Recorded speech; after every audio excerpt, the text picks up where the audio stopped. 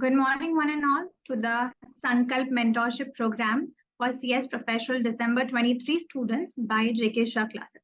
Now, the, the program outline of what all would be covered in this session is initially we'll see that what is the importance of mentorship, why mentorship program is being conducted for you all. Then we have a robust study mechanism, study plan for your upcoming exams, and then small time management and revision based techniques. Before we get into that, let's assume some imagination and come with me. Assume you have purchased a new car, right? And you are fond of driving, and you are a newbie to this. You don't know driving skills perfectly. So you went on to a long drive alone. I repeat, alone. And you are unaware of the fact that the road you are driving is a wrong side. And ultimately, what happens? It's a crash. Boom, accident ho gaya. You faced all the consequences of these, right? Now, one fine day, your friend asked you to teach him the driving skills. Now you are master of it. So he was sitting on the driving seat and you were beside him, right? And as and when he was driving, you realized that he is repeating the same mistakes as you did earlier. He was going to drive on the wrong side. So my question to you all is, since you have been experienced, you had faced this consequence, you know what are the pains you have to face after this. So my question to you all is that what will you do at that time? क्या करोगे अपने दोस्त के लिए?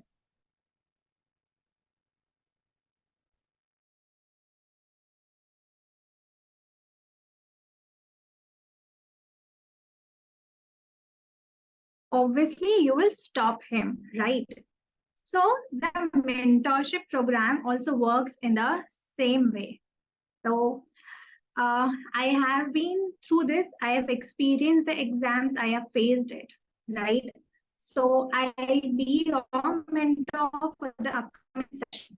Now the choice is yours. That what you have to choose. Either learn from my experiences and save your time, or either experience yourself and invest some time. And भाई साहब time ही तो नहीं है हमारे पास, सिलेबस ही complete नहीं होता, right? So here where the mentorship comes. Now, I'm going to discuss the robust study plan which we have curated for you all. Let's get into that. Before that, I assume that you all have completed watching your video lectures, the live sessions, whatever it may be, and you have completed your first reading, be it your coaching notes, your module, making your short notes, etc. I mean, the first revision is completed, right? So now we will move on to कि अब हमने lectures देख लिए, हमारा सब कुछ complete हो गया. Now हम अब आगे कैसे बढ़े, हम आगे कैसे पढ़ सकते हैं, कहाँ से पढ़ना है, किस तरह से पढ़ना है, कितने टाइम में क्या क्या पढ़ना है, right? So ये mentorship program पूरा इसी पर होगा. हम सब्जेक्ट वाइज स्ट्रेटेजीज पे फोकस करेंगे, चैप्टर वाइज फोकस करेंगे. Apart from that, paper presentation skills and keeping in mind the recent changes which have been brought into ICSI evaluation pattern, we all are aware. So now that is an uncontrollable factor. So from a student point of view, what all important things we have to keep in mind so that we can ace the exams. So let's move on to this.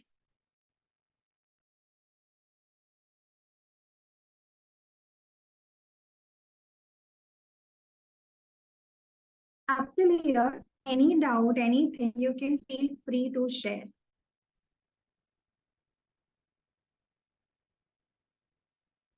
Is everything perfect?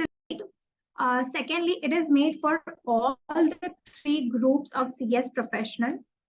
Thirdly, it is considered that at least you will give 3 sessions each day of 3 hours each. It means 3 sessions, into 3 hours each. So minimum 9 hours of study, right? This is the basic. You can increase up to your capacity, but try to be upon it, not below that. Secondly, solving questions, watching revision lectures, video lectures shall not be considered in the self-study session. Because देखो, आप कितने भी lectures देख लो, कितने भी revision videos देख लो, you won't be able to write in the exam unless and until you do your self-study. आपको खुद ही पढ़ना पड़ेगा और अपने efforts डालने पड़ेंगे, right?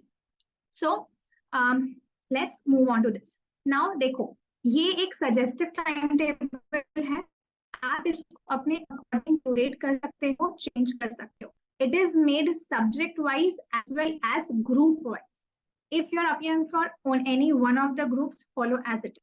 If you are appearing for multiple groups and you feel that नहीं, एक ही सब्जेक्ट पढ़ने से monotonous हो रहा है, so you can do alternate days, alternate subjects, so you can do it as per your need. We have given you specific dates कि हाँ, इस दिन पर आप ये सब्जेक्ट पढ़ सकते हो और ये टॉपिक्स पढ़ सकते हो. Now the next thing is, जब ये टॉपिक्स हमने डिवाइड किए हैं, so keeping in mind student level पर जाकर के इसे क्यूरेट किया गया है. क्योंकि देखो कैसा होता है, कुछ चैप्टर्स ना बहुत बड़े होते हैं, vast, difficult. Some chapters are easy, some are small but vast, right? Some chapters are this कि उनके कंटेंट्स ओवरलैप होते हैं. तो इन सब चीजों को ध्यान में रखते हुए ना ये सेट ऑफ टॉपिक्स बनाए गए हैं. I'll just explain you. You all will get this PDF after this session on your groups, right? अब देखो, सबसे पहले ना हमने ये स्टार्ट किया है हमारा कल से, because the intention of explaining it today is that at least आप कल से अपनी पढ़ाई चालू कर सकते हो. And it is from 25th of October till 13th of December if you are planning to give all the 3 groups. देखो, सबसे पहले ना हम 25th of October से लेकर के 31st of October तक हमने गवर्नेंस के लिए डिवाइड किया है. You all know हमारा जो रिस्क मैनेजमेंट वाला पार्ट है, it carries your 20 marks. तो एक बेसिक माइंडसेट होता है कि एक चंक पढ़ लो हम कि यस, एक मेंटल सेटिस्फैक्शन होता है, कॉन्फिडेंस आता है. सो फॉर दैट रीजन उसे सबसे पहले उठाना है हमने, ठीक है? नाउ अब ये गवर्नेंस एंड कंप्लायंस रिस्क इसमें इसलिए ऐड किया है कि अगर आप पास्ट पेपर क्वेश्चंस देखोगे ना, so even though the chapter governance and compliance risk is of part A, लेकिन उसके कुछ क्वेश्चंस, कुछ कॉन्सेप्ट्स रिस्क मैनेजमेंट वाले पार्ट में पूछे जाते हैं. And both of the chapters, this chapter has similar content, risk से रिलेटेड है. So it is advisable that you do both the topics together in one day, right? Now एक बार हमारा ये हो गया. अब उसके बाद देखो internal control. Okay, now you all know governance being a dry subject, you will agree on me. तो ऐसा है ना कि पढ़ने का मन नहीं करता, honestly स्टूडेंट लेवल पर मेरा भी नहीं करता था. लेकिन पढ़ना तो पड़ेगा. ऐसा नहीं है ना कि हम कुछ चैप्टर्स छोड़कर चले जाए, ऐसा नहीं हो सकता. Because if you see every chapter carries bare minimum 5 marks. अगर आप सोचेंगे कि मैं ये चैप्टर छोड़ दूं, सो अज्यूम कि you are going to attempt paper of only 95 marks. 1 chapter drop, 5 marks drop. तो हम ऐसा नहीं कर सकते, but we have to do smart study as well. तो जो हमने जो थोड़े से ड्राई चैप्टर्स है ना, उसको हमने इंटरेस्टिंग चैप्टर के साथ क्लब कर दिया है, ताकि आपको पढ़ने में भी मजा आएगा, बोर भी नहीं होगा दिन भर. देखो, ये जो legislative framework of corporate governance in India, ये चैप्टर है, ये काफी बड़ा है एंड ऑनेस्टली थोड़ा सा बोरिंग है. सो आप इसका क्या कर सकते हो, internal control is an interesting chapter, ये कर लो एंड इसके साथ आधा चैप्टर ना यहाँ पर उड़ा दो, कंप्लीट कर लो. Similarly reporting and then do the balance half chapter here, ठीक है? तो इससे क्या होगा आपका, पहले तो 40 मार्क्स का कंटेंट आपने ऑलरेडी एब्जॉर्ब कर लिया, उसके साथ 5 मार्क्स मोर, मतलब 45 marks done in first 3 days. And practically it's possible because even I have done that, right? अब आगे देखो, इसके बाद ना गवर्नेंस में कुछ चैप्टर्स ऐसे हैं जो कंपनी लॉ रिलेटेड है, सेक्शंस है, सेक्रेटल स्टैंडर्ड्स है, board committees, audit committee, vigil mechanism, related party transactions, ये सारी चीजें इंटरेस्टिंग है ना? सो हमने उसका क्लब एक साथ बना दिया. तो सबसे पहले आप बोर्ड इफेक्टिवनेस उठाएंगे, ठीक है? अब देखो थोड़ी स्मार्ट स्टडी करनी पड़ेगी हमें, we are in professionals right, and the syllabus is vast. तो अगर आप देखेंगे ना ड्राफ्टिंग के अंदर सेक्रेटरी स्टैंडर्ड है SS1 and SS2 right. So it is upon you, आपको कहाँ से पढ़ना है। एडवाइजेबल है ड्राफ्टिंग से पढ़ लो क्योंकि उसमें कंटेंट बहुत सारा है, ठीक है। तो आप वहां से पढ़ लो, यहाँ से चैप्टर को रीड करने की जरूरत नहीं है, यू जस्ट गो थ्रू कि हाँ टॉपिक वाइज देख लो, टिक कर लो कि yes I have done this done this. अगर आपको कोई नया टॉपिक लगता है तो वो नया टॉपिक यहाँ पर कर लो। लाइकवाइज ऐसे समझो कि आपका एक चैप्टर कम हो गया, ठीक है, आउट ऑफ 17 चैप्टर्स। अब ये दो इंटरेस्टिंग चैप्टर्स के साथ एक थोड़ा सा dry chapter, corporate governance forums. इसके अंदर ना if I am not wrong 11 forums के बारे में दिया हुआ है, ठीक है। तो अगर आपको एक साथ याद नहीं हो रहा है तो अगेन आप ऐसा कर सकते हो कि यहाँ पर थोड़े से फोरम्स कर लिए, 2 फोरम्स आज कर लिए, 2 फोरम्स नेक्स्ट डे कर लिए, 2 फोरम्स नेक्स्ट, ऐसा भी कर सकते हो, या फिर एक ही दिन कर लो तो भी चलेगा, है ना। सिमिलरली आगे board committees, stakeholder share holders rights, audit accounts and disclosure policies, इसका एक सेट है। ये पूरा अपना कंपनी लॉ वाला पार्ट है राइट। नाउ मूविंग हेड, देखो ये जो पार्ट है ना पार्ट डी हमारा, it is of 10 marks, okay. हमारा जब गवर्नेंस का सेशन रहेगा तो वी विल डिस्कस कि हमें कौन कौन से टॉपिक्स पर यहाँ पर फोकस करना है, because it is not possible for a human mind to 10 marks के लिए हम उतने सारे पेजेस पढ़े राइट। तो थोड़ा सा स्मार्ट करेंगे, स्ट्रेटेजाइज करेंगे हम आगे के सेशंस में किस तरह से हमें इसे डील करना है, and make it a point कि आप सिर्फ उतना रेलेवेंट इंपॉर्टेंट पार्ट यहाँ से पढ़ो। थोड़ा सा हमें करना पड़ेगा यहाँ पर इम्पोर्टेंस की तरफ, ठीक है, but I am not saying leave those chapters, you have to do those chapters.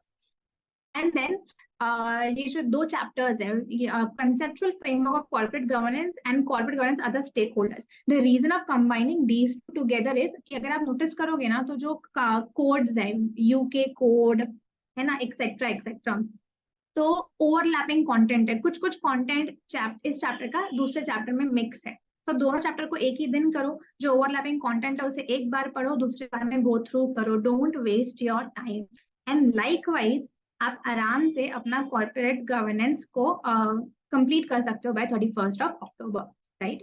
Now moving on to the next paper, drafting. हम ऐसे कैसे पढ़ सकते हैं, आई होप आपको पता होगा कि ड्राफ्ट्स जो है ना बनाने के लिए कुछ basic set of rules follow करना पड़ता है। सो वो रूल्स, वो प्रिंसिपल्स हमें ना चैप्टर 2 में दिए हुए हैं, ठीक है। आई डोंट नो कि whether you have laid importance on this chapter or not, but honestly chapter 2 is one of the most important chapter for drafting the dates for the rest of the 5 chapters। हम जब आगे session में discuss करेंगे। देखो अब ये 3 ना कैसे छोटे चैप्टर्स है। Opinions is a very small chapter. Judicial and administrative framework is something जो ना हम GIGN में पढ़ते आ रहे हैं। So it's again not very small chapter but interesting and something which we have already studied, right? And chapter 2 में भी इतना कुछ नहीं है। So 3 basic small chapters together can be done in one day. अब SS1 and SS2 it's a very lengthy chapter, इसीलिए पूरे दिन में हमें सिर्फ वो एक ही चैप्टर कवर करना है।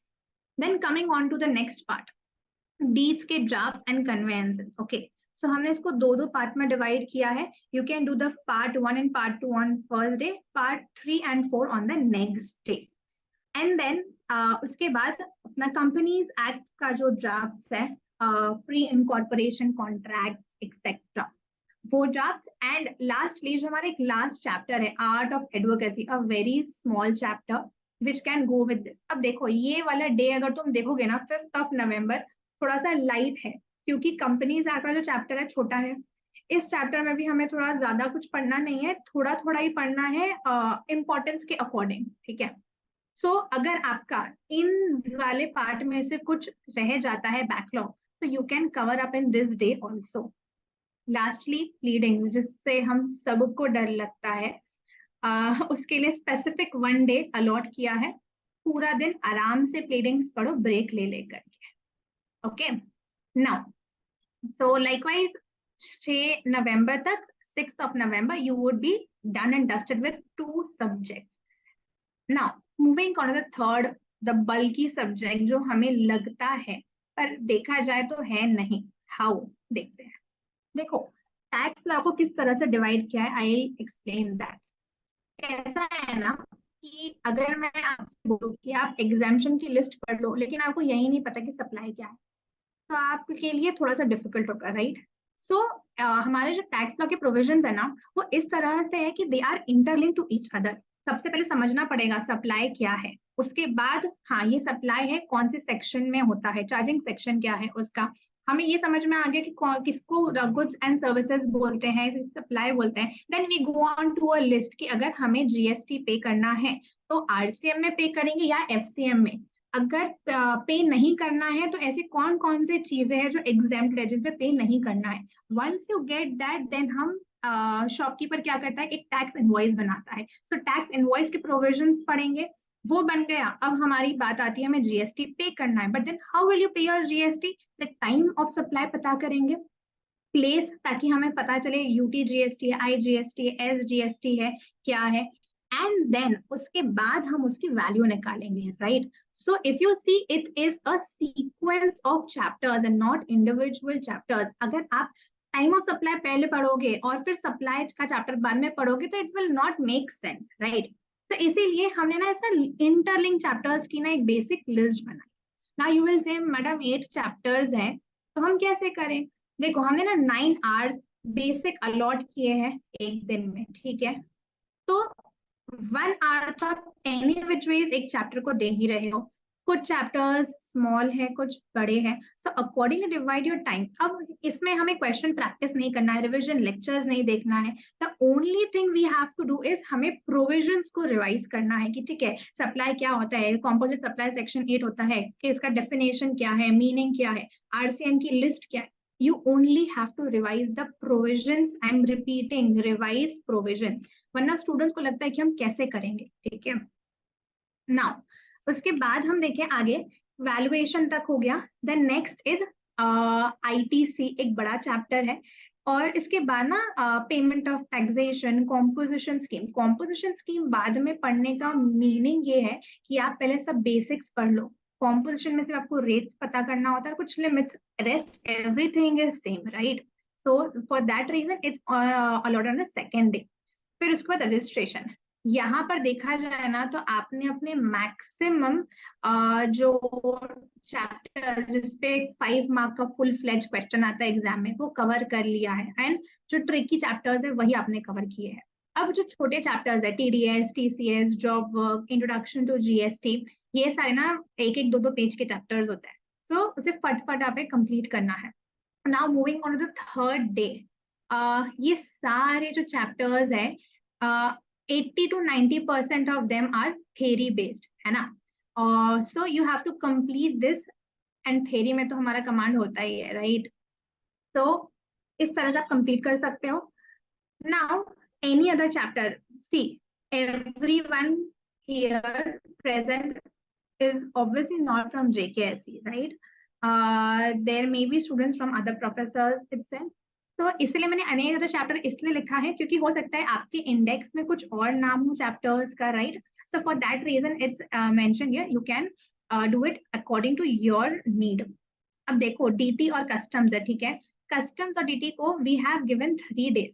आप अपने अकॉर्डिंग इसे एलोकेट करिए और पढ़िए, क्योंकि छोटा सा है, सबका तरीका अलग होता है डीटी पढ़ने का।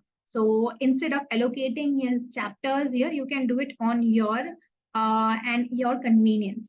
और कस्टम्स देखो 10 मार्क का है, रोज थोड़ा थोड़ा थोड़ा करोगे, हो जाएगा आराम से।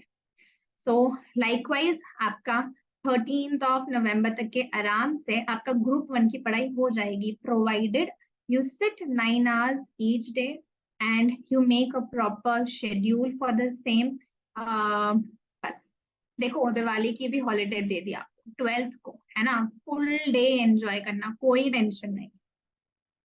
Now moving on to group 2।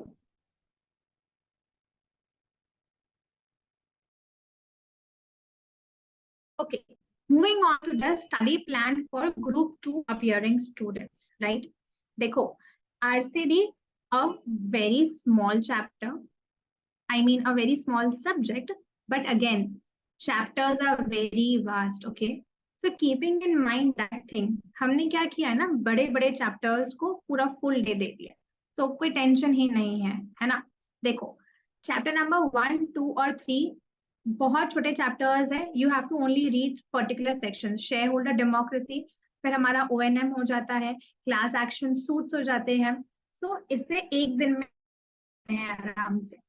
Moving on to the next, regulatory action, adjudication, relief remedies and misrepresentation. अपने आप में काफी लेंदी चैप्टर्स है, इसलिए 1 डे पूरा देना है इसको। एंड देन आपका फ्रॉड और क्राइसिस मैनेजमेंट। अगेन देखो, crisis management is a chapter जहां पर आपको सिर्फ कॉन्सेप्ट्स पढ़ने हैं। इट इज नॉट रिक्वायर्ड कि आप एकदम बुकिश लैंग्वेज में लिखो, तो थोड़ा सा ना आपका लोड यहाँ पर कम हो जाता है 19। अगर आपको लगता है कि नहीं मेरा यहाँ से इन चैप्टर्स में से कुछ बैकलॉग रह गया, so again you can carry forward on this day and complete it, right. So 14th November से 19th November you would be done with your RCD. Now secretarial audit, देखो honestly secretarial audit बहुत बड़ा subject है, ठीक है। जब आप ये पीरियड, ये वाला पार्ट पढ़ोगे 28 नवंबर से लेके 25 नवंबर तक, थोड़ा सा आपको हेक्टिक फील होगा, ठीक है। लेकिन कैसा है ना, अब इतने दूर आए हैं हम प्रोफेशनल तक, तो थोड़ा सा तो हमें मैनेज करना पड़ेगा इन सब चीज के लिए। So again, how we have divided the secretarial audit के subjects को, अगर आप चेक करेंगे ना तो the chapters are interlinked। सबसे पहले एक्सप्लेन किया है कि ऑडिट क्या होते हैं, ऑडिट के टाइप्स क्या होते हैं, फिर उसके बाद अगर आपको ऑडिट करवाना है तो ऑडिट एंगेजमेंट्स में एंटर करना पड़ता है, उसका प्रोसेस क्या होता है, टेक्निक्स क्या होती है, कौन से तरीके होते हैं, फिर उसके बाद आप अपॉइंट कर देते हो ऑडिटर। तो नेक्स्ट चैप्टर आता है कि अब हम ऑडिट कैसे करेंगे, क्या टेक्निक्स यूज करेंगे। Once you know the techniques, हम आ जाते हैं कि अब हमें पता है किस तरीके से कंपनी में ऑडिट करना है, तो क्या डॉक्यूमेंट्स लगेंगे, किस प्रोसेस से हम करेंगे। वन एवरीथिंग इज आता है, जो हमारा ऑडिट का मेन इंटेंशन होता है, रिपोर्टिंग करना, ओपिनियंस बनाना, वो होता है, right. Chapters are also arrange in that way, इसीलिए हमने सेट बनाया है उन चैप्टर्स का, इससे आपको बहुत इजी हो जाएगा। इंटरलिंकिंग से पढ़ोगे ना कोई भी सब्जेक्ट होता है, आपको कभी कोई प्रॉब्लम नहीं आएगी। सो देखो, ये जो चैप्टर है ना ऑडिट, है ना, और concepts and principles of other audits, if you check the content of these 2 chapters, maximum चीजें रिपीटेड है, मतलब डिफरेंट टाइप्स ऑफ ऑडिट, है ना। तो जो कॉमन टॉपिक्स है दोनों में से, वो एक ही जगह से पढ़ लो, जो न्यू लगते हैं आपको वो आप सिर्फ उतना ही पढ़ो। एनवायरमेंट ऑडिट होता है, आपका साइबर का ऑडिट होता है, so you just read the common part. दोनों चैप्टर्स में बहुत सारे insider trading audit, so it's repeated, okay. Don't read the repeated content again and again, do smart study, ठीक है। फिर उसके बाद अगेन ये ग्रुप हो गया आपका एक, एंड देन ये भी एक ग्रुप हो गया। अब यहाँ पर देखो DD1 एंड DD2 को ना हमने 2 अलग अलग दिन दिया है यहाँ पर। Now coming to the compliance वाला पार्ट, कंप्लायंस के अंदर ये जो chapter number 2, if I am not wrong, compliance, इसके अंदर ना जो डिफरेंट कंप्लायंस जो हम LODR में पढ़ते हैं वो रिपीट हुए हैं, ठीक है। तो आप क्या कर सकते हो, फंडिंग में वो पार्ट कवर कर लो और फिर यहाँ पर सिर्फ गो थ्रू कर लो कि क्या क्या कंटेंट्स है, इवेंट बेस्ड कंप्लायंसेस है, activity based compliances etcetera. So only go through that here, don't read it again, ठीक है। तो ऐसे करके ऐसा होगा ना, आपका ये चैप्टर ऑलमोस्ट आधा तो हो गया है यहाँ पर। तो आपको मेन मेहनत क्या करना है, कंप्लायंस फ्रेमवर्क पे, KYC small chapter, signing and certification is important, थोड़ा सा लेंथी ऑफ कोर्स है, तो ये आपको इस तरह से कवर करना है। And then the balance, documentation, search status and segment wise role. Again segment wise role इतना ये नहीं है, ज्यादा डिफिकल्ट नहीं है। So again search status is थोड़ा बड़ा सा chapter, so likewise we have made a group of the same। इस तरीके से ना आपका सेक्टरल ऑडिट हो जाएगा। Now coming on to one more important subject and vast one as well, CRILW, corporate restructuring, liquidation and winding. हमने इसे आराम से 10 डेज दिए हैं, इफ यू सी, तो कोई टेंशन की बात नहीं है, 10 दिन मिल रहे हैं हमें सब्जेक्ट करने के लिए। एंड माइंड यू, इसमें हम IBC ओपन बुक का जो पार्ट है वो भी कवर करने वाले हैं, है ना। तो हम किस तरह से करेंगे, देखो CRI एक ऐसा सब्जेक्ट है ना, पूरे CRI की मॉड्यूल में बहुत सारी चीजें इतनी रिपीटेड है कि आपको लगेगा कि मैं कहाँ से पढूं। फॉर एग्जाम्पल, सेक्शन नंबर 230 से लेके 240 तक का जो पार्ट है, ठीक है, ये वाला process of mergers and amalgamation transaction वाले चैप्टर में इन डेप्थ दिया है ना, अलॉन्ग विथ रूल नंबर्स दिया है। But the same topic, the same content in a cut short manner has been given in the chapter planning and strategy. तो एक बार detail में इस पार्ट से पढ़ो, process of merger amalgamation transaction के chapter से, यहाँ से आप सिर्फ उसको गो थ्रू करेंगे, आपका ये पार्ट हो जाएगा, ठीक है। So you just go through the overlapping content. Now competition act, again अगर आप आरसीडी का चैप्टर पढ़ेंगे, if I'm not wrong, it is the chapter, I'll tell you once, regulatory action, if I'm not wrong, उस chapter में competition act का एक part दिया हुआ है ना, इट इज रिपीटेड अगेन। तो अगेन यहाँ पर आपको पढ़ने की कोई जरूरत नहीं है, गो थ्रू करना है।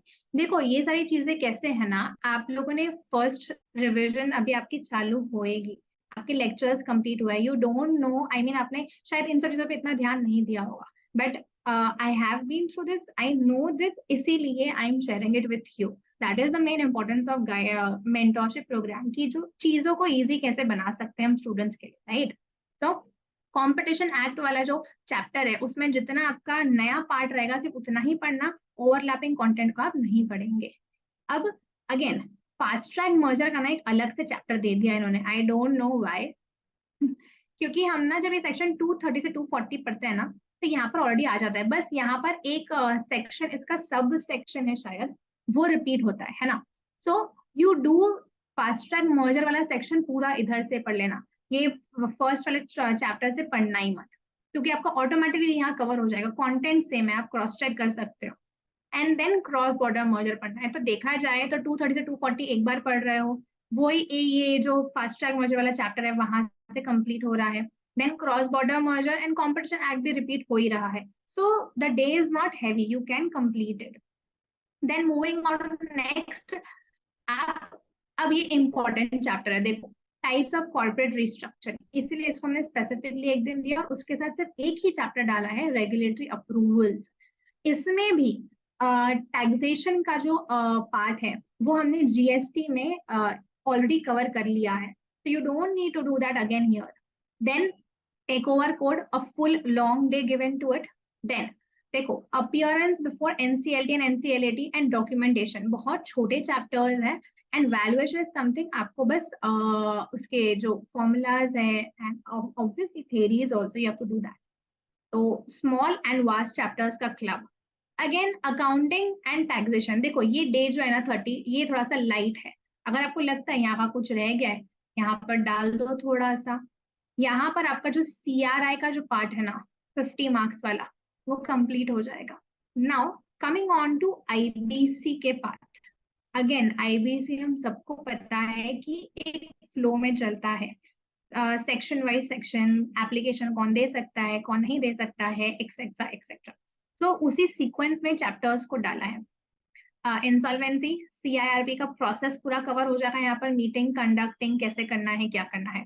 Then the next step is आपका रेजोल्यूशन प्लान प्रिपेयर करना, रेजोल्यूशन स्ट्रेटेजीज क्या होनी चाहिए, अगर आपका रेजोल्यूशन प्लान नहीं हो पा रहा है तो हम लिक्विडेशन में जाएंगे, लिक्विडेशन वॉलेंट्री भी हो सकता है, एंड देन वाइंडिंग अप। देखा जाए तो एक सीक्वेंशियल मैनर में अगर आप पढ़ोगे तो आपको मजा आएगा, सब्जेक्ट समझेगा।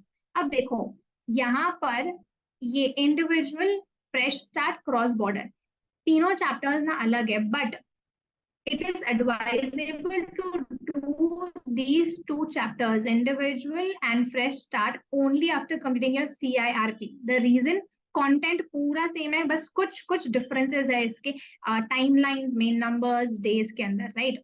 तो एक बार वो पूरा पढ़ लिया हमने, यहाँ पर से हमें सिर्फ बेसिक चेंजेस पढ़ने हैं, सो इसीलिए do it after completing your CIRP वाला part. And then DRT, debt recovery and surfacing, बड़ा है, एक दिन में कर। अब देखो कैसा है ना, अगर हम IBC ओपन बुक की मॉड्यूल और CRI पार्ट 2 का जो मॉड्यूल आईबीसी का वो चेक करेंगे ना, तो यू विल फाइंड कि ओपन बुक के अंदर 4 न्यू चैप्टर्स ऐड किए हैं उन्होंने। तो इसीलिए हमने क्या किया ना, वो जो अलग से 4 न्यू चैप्टर्स है ना, उसको हमने यहाँ पर डाल दिया है। तो इससे क्या होगा, आप 2 सब्जेक्ट्स दो एक साथ पढ़ रहे हो, एक ग्रुप 2 का, एक group 3, right. So now moving on to the very last, funding and listing. Of course, we'll come to MCS also.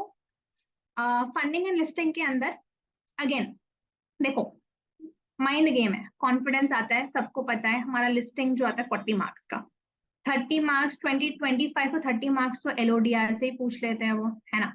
तो इसे सबसे पहले वो कंप्लीट कर लो, उड़ा दो उसको। उसके बाद इंटरनेशनल लिस्टिंग वाला जो पार्ट है वो कर लो, छोटा है, इंटरेस्टिंग है, ज्यादा कुछ नहीं है उसमें। और पता है ICSI के पास ना इस चैप्टर में से बनाने के लिए क्वेश्चंस ही नहीं बचे। अगर आप पास पेपर चेक करोगे, रिपीटेड क्वेश्चंस है, कुछ ज्यादा कंटेंट नहीं है इसमें। It's a very very scoring chapter ज्यादा। अब देखो, ये जो IPO वाला चैप्टर है ना, हमारे मॉड्यूल में जरूर लिखा है कि it is only for your information purpose, but अगर आप पास्ट पेपर चेक करोगे तो इससे क्वेश्चंस पूछे गए हैं। सो देन आपका क्वेश्चन है कि मैडम इतना सारा हम पढ़ लेंगे क्या? No, only go through. और अगर आप जब ये चैप्टर पढ़ेंगे, अगर आपने अभी तक नहीं पढ़ा है, तो यू विल फाइंड कि कंटेंट ना बहुत लेमन है। अगर आपने एक बार उसको रीड कर लिया ना, you can write it in your own words, और वो चैप्टर ही ऐसा है कि आप ओन वर्ड्स में लिख सकते हैं, ठीक है। So don't leave that chapter, at least go through once.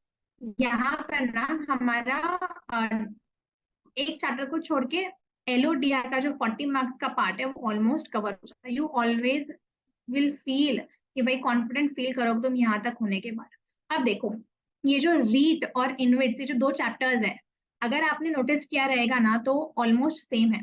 मतलब जो जो टॉपिक्स, सब हेडिंग्स रीड्स में दिए वो सेम इनविट्स में है, सिर्फ आपका नंबर्स वैल्यूज का फर्क होगा। तो अगर आप ये चैप्टर्स को टुगेदर पढ़ोगे ना, it will be very very easy for you. Then ICDR, a whole day to that. Then coming on to this, ये है अपना वो AIF, categories of AIF, right? Then it's fund based government, if I'm not wrong, ये इसमें overdraft facilities है आपका, hire purchase जो हमने ना इसमें पढ़ा था, फाइनेंशियल मैनेजमेंट एग्जीक्यूटिव के अंदर, वो वाला है। And then bonus shares, issue of bonus shares, right issue, ये वाला चैप्टर है। छोटे छोटे चैप्टर्स है, तो इसलिए आराम से ये 3 हो सकते हैं। Then coming on to this, देखो ये वाला पार्ट ना अभी कंबाइन हो गया, एक था ILDS था, ठीक है, और ये वाला ना NCRPs वाला एक चैप्टर था, अब वो कंबाइन हो गए हैं और दोनों साथ में आ गए हैं। तो ये तो एक ही रेगुलेशन हो गया, तो देखा जाए तो आपको एक ही रेगुलेशन पढ़ना है यहाँ पर। और ये वाला जो चैप्टर है जिसमें वर्किंग कैपिटल कैलकुलेशंस दिया हुआ है, देन लेटर ऑफ क्रेडिट्स दिया हुआ है, again a very small chapter. So आराम से आपका ये हो जाएगा। अगर आपको लगता है ऊपर में से कुछ बैकलॉग रह गया, you can cover it on your 11th of December. Coming on to further, ECBs, external commercial borrowings, a very long chapter, so it's been divided into 2 days जो आप आराम से कवर कर सकते हो। And then inter corporate loans and advances, आपका deposits, 2 sections पढ़ने होते हैं इसके अंदर से, and you are done dusted. Securitization and documentation is something जो हमारा LODR का पार्ट है, राइट। तो आपको अब क्वेश्चन है कि बहुत सारे डॉक्यूमेंट्स दिए हुए हैं लिस्ट, तो देखो क्या करना, थोड़ा ना स्ट्रेटेजी यूज करना, जो कॉमन डॉक्यूमेंट्स है ना उनकी लिस्ट रेडी कर लो कि ये तो हम लिख ही सकते हैं एग्जाम में। If you turn the pages of that chapter, आपको समझ में आएगा कि memorandum of association, promoters contract, then articles of association, your table F, then your due diligence certificates, agreements with the lead merchant bankers, ऐसे basic basic documents है जिसके बिना आपका कोई काम ही नहीं हो सकता। तो ना आप उसकी लिस्ट बना लो, you can attempt the question very well, agree, ठीक है। अब देखो कैसा है ना, MCS इज अ सब्जेक्ट जहां पर हमें ना केस का फैक्ट पता होना चाहिए, स्टोरी फॉर्मेट में, कि उस केस में क्या हुआ था, क्योंकि एग्जाम में जब क्वेश्चन आएगा ना, तो आपको सिमिलर लाइंस पर एक दूसरा केस दिया जाएगा and you have to just recall it. Of course, I'm not talking about the recent papers जहां पर question out of the box आए थे। जब हमारा MCS का सेशन रहेगा we will discuss upon that, don't worry. But for the case laws जो ICSI ने हमें प्रोवाइड किया, I am talking about that section. तो क्या करना है आपको, नहीं देखो स्मार्ट स्टडी करना है, ऐसा MCS को लेकर नहीं बैठना, ओपन बुक का फायदा उठाना पड़ेगा हमें, है ना। तो इनिशियली 7 चैप्टर्स है जिसमें केस लॉज है। एक चैप्टर आपका आता है बिजनेस स्ट्रेटेजी वाला, वो अलग है, केस है। इसमें ना assume, I haven't calculated yet, but assuming at least 40 cases in each chapter because amendments के through increase decrease होते हैं, so 40 cases, तो आपका ये 280 केस लॉस तो हो ही जाता है। I am giving a 20 case का एक अपर एंड, तो भी 300 केस हम अज्यूम कर रहे हैं। तो आप कुछ मत करो, रोज 10 केसेस को रिवाइज कर लो, है ना। 30 दिन तक के आराम से चलते रहेगा आपका अपने इसके साथ साथ, एंड देन आपके केसेस भी रिवाइज हो जाएंगे। आपको एक्स्ट्रा एफर्ट्स देने की जरूरत नहीं है उस सब्जेक्ट के लिए। By the time you are studying your other subject आपको ये रिवाइज हो जाएगा।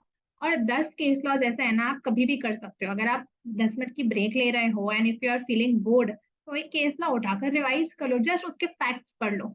इस तरह से आपका MCS हो जाएगा आराम से। आई have done this and it really works, it does wonders, right. And IBC open book का तो हमने कवर कर लिया था CRI के अंदर।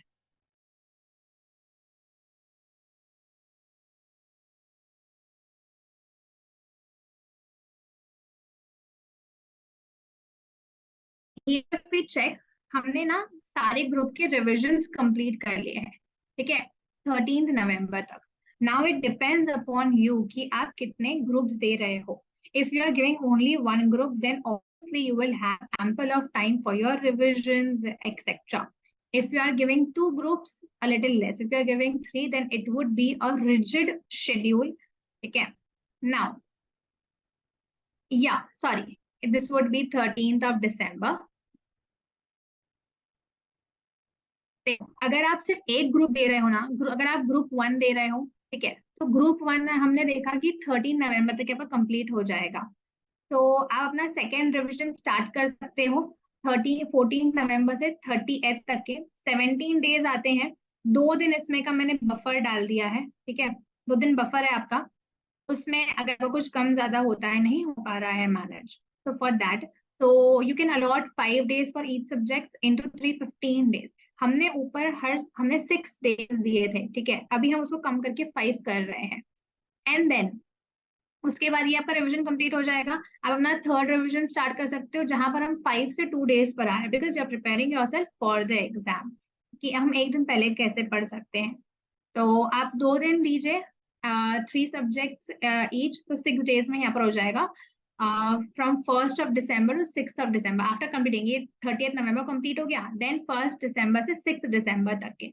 देन देखो कैसे कर सकते हो ना आप, कि अगर ग्रुप 1 दे रहे हो, आपको पता है ये 3 सब्जेक्ट्स है, लेकिन इन हर सब्जेक्ट में ना कुछ चैप्टर्स ऐसे हैं जो एग्जाम के एक दिन पहले ना आपको बहुत टेंशन देंगे। कुछ बड़े चैप्टर्स हो सकते हैं, है ना, या फिर कुछ छोटे भी हो लेकिन तो डिफिकल्ट हो सकते हैं, कुछ ट्रिकी कॉन्सेप्ट्स हो सकते हैं।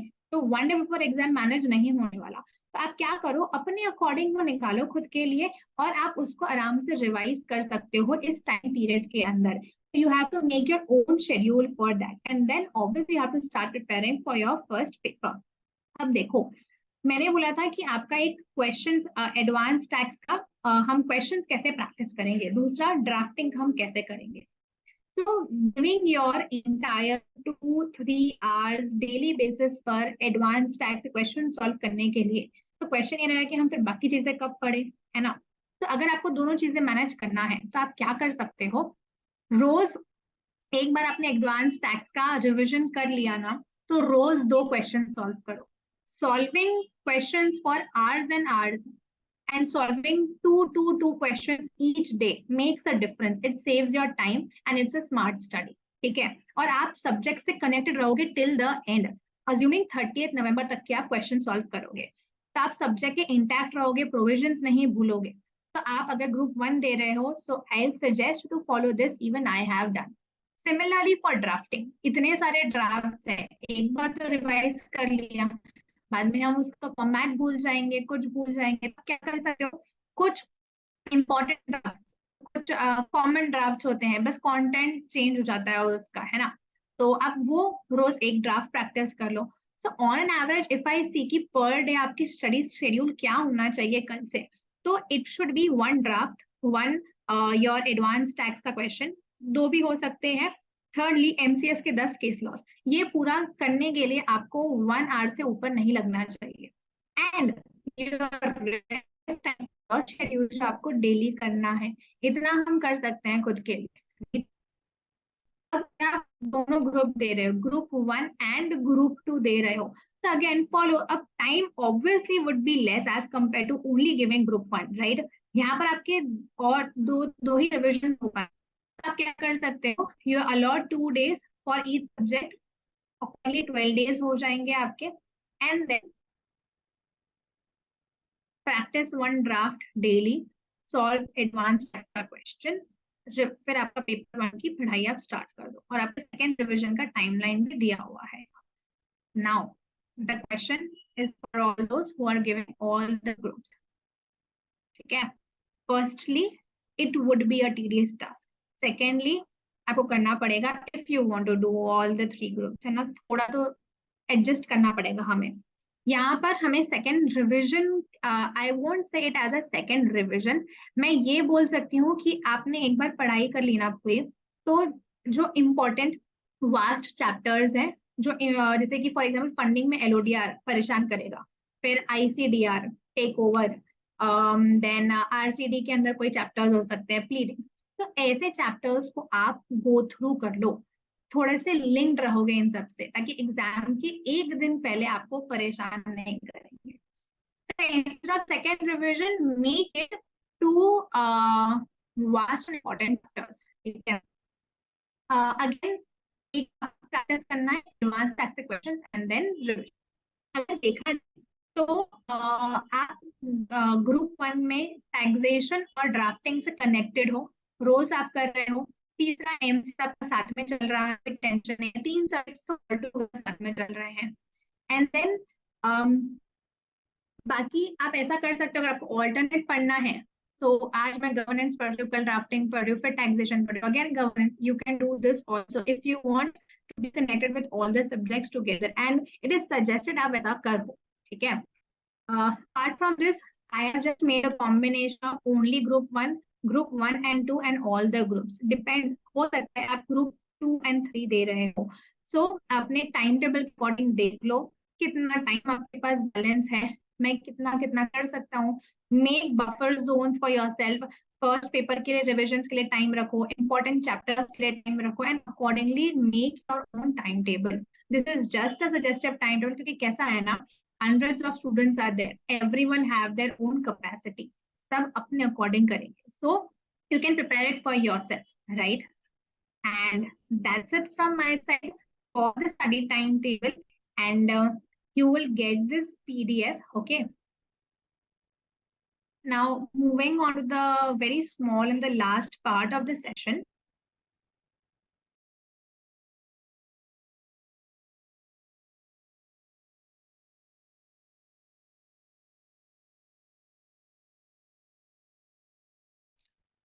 The time management. See, I am not interested in sharing you a perfect timetable.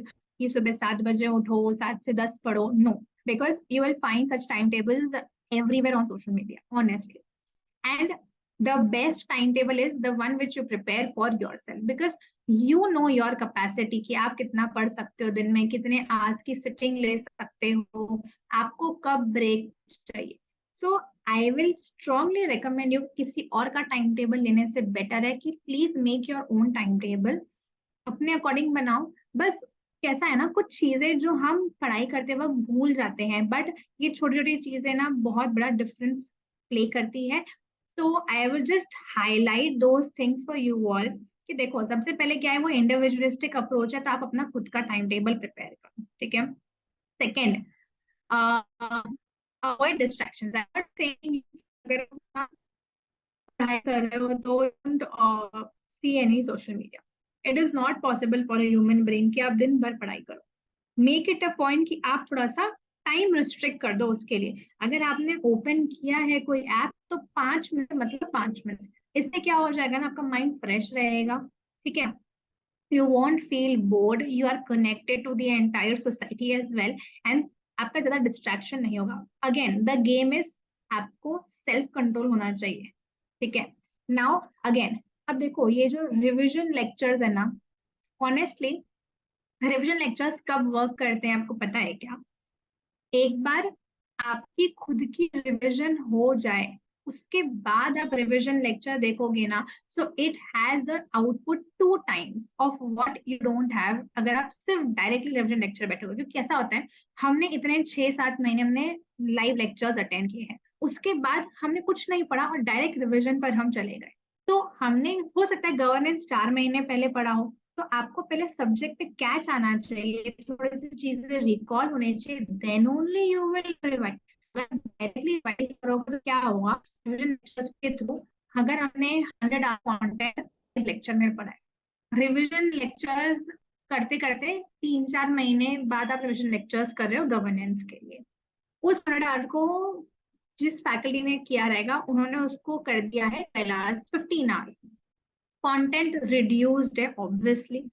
अब आपने 3 आवर्स का कंटेंट देखा, सिर्फ आपको दिमाग में सिर्फ उतना ही याद रहेगा, जो आपने पहले पढ़ा था वो स्किप हो जाएगा. हम जब एग्जाम में जाएंगे 15 घंटे का जो कंटेंट हमने पढ़ा है रिड्यूस होकर ऑलरेडी 10 घंटे का उतना ही याद रहता है. हम लिख करके तो आते हैं एकदम थोड़ा, से कि हमें हमारा मार्क्स नहीं मिले, हमारा पढ़ नहीं हुआ था, because they relied only on revision lectures.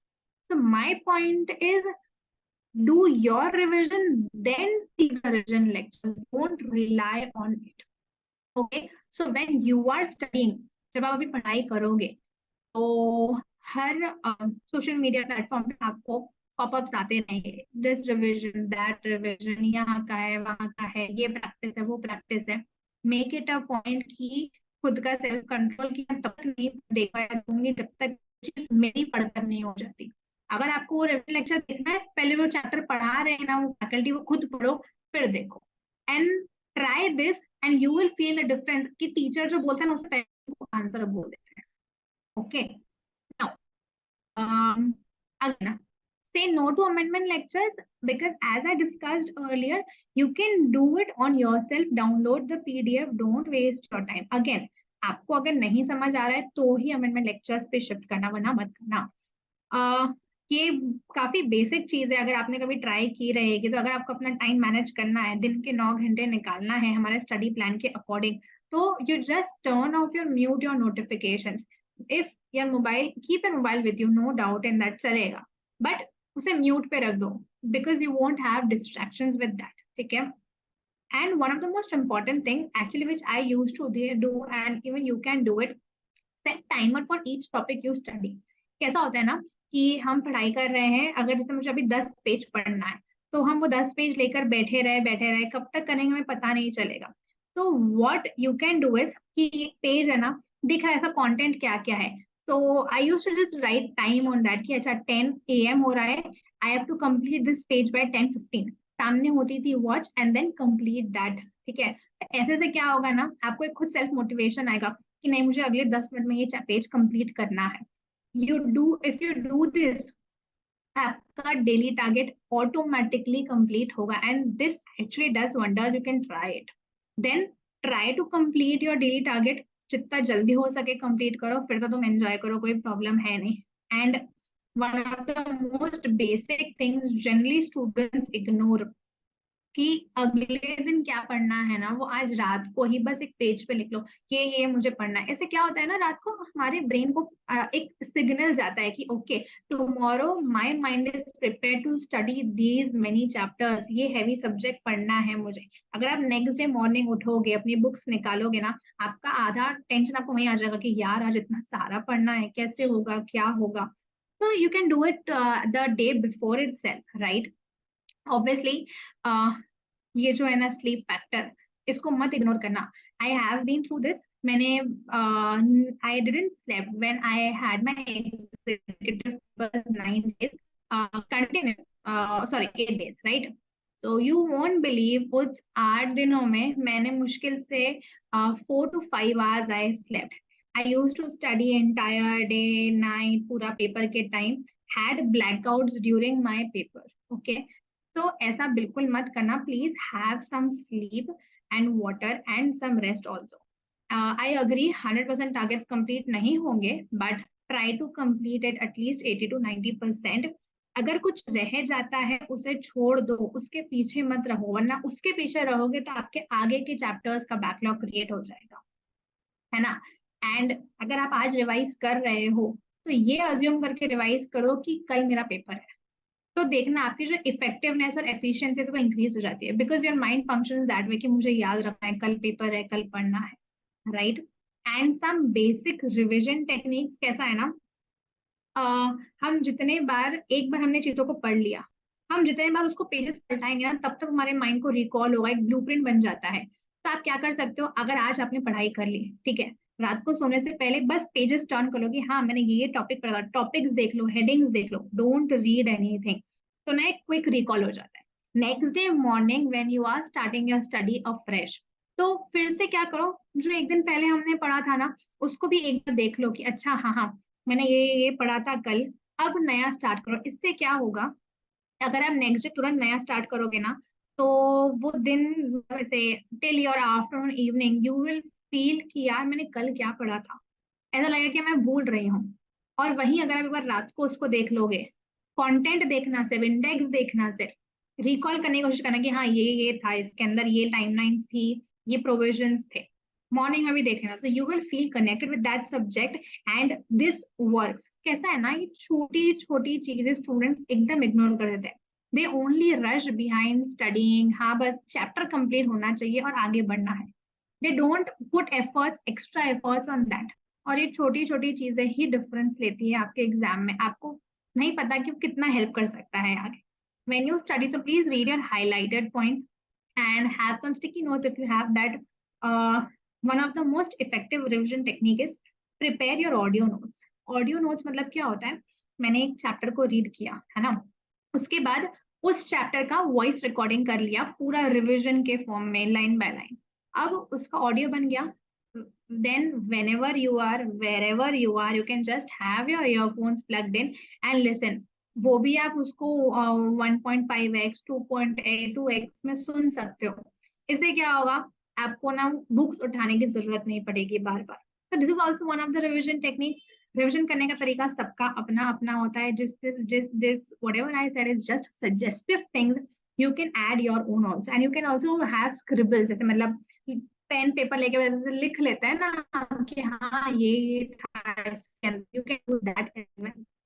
So this is all from my side, keeping in mind today's session, the introductory part, that why the mentorship is important. It's a guidance program. What to do after the lectures, हम कैसे पढ़े, कहाँ से पढ़े, है ना. Subject wise, chapter wise strategies would be discussed. Secondly, we saw कि आपका क्या study plan हो सकता है. It is a suggestive timetable. You can curate it according to you.